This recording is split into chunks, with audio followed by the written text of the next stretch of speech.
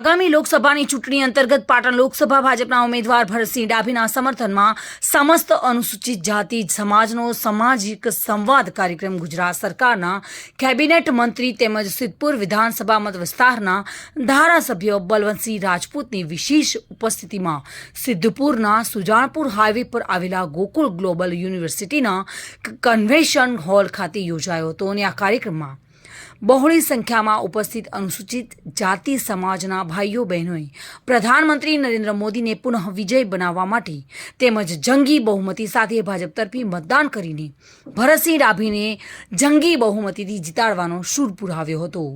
આ સંમેલનમાં પ્રદેશ ઉપાધ્યક્ષ નંદાજી ઠાકોર, એપીએમસી ચેરમેન વિષ્ણુભાઈ પટેલ, શહેર ભાજપ પ્રમુખ જયેશભાઈ પંડ્યા, શંભુભાઈ દેસાઈ, ભાનુબેન મકવાણા, નટવરભાઈ પરમાર, લાલજીભાઈ મકવાણા, રમણભાઈ મકવાણા, ગોવાભાઈ શેઠ, રતિલાલ બારોટ, રાજેશભાઈ ચાવડા તેમજ સમાજના આગેવાનો, સંગઠનના હોદ્દેદારો તેમજ કાર્યકર્તાઓ ઉપસ્થિત રહ્યા હતા। ટીમ બને મોટાભાગે દુનિયામાં એમાં ભારતના વડાપ્રધાન 1 થી 10મા નંબરે આવે છે એ આપણા માટે ગૌરવની વાત છે।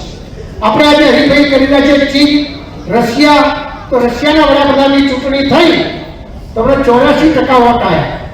તમે ચીનની અંદર આજે એના વડાપ્રધાન છે એ 2032 સુધી તો આગળ રહેવાના છે, ત્યારે આપણે બધાએ પણ ચિંતા કરવી પડશે, આપણા દેશમાં ચિંતા કરવી પડશે।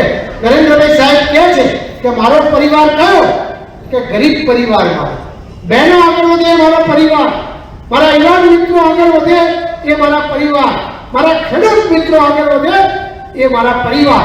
આખો પરિવારની વ્યાખ્યા બદલાઈ ગઈ છે।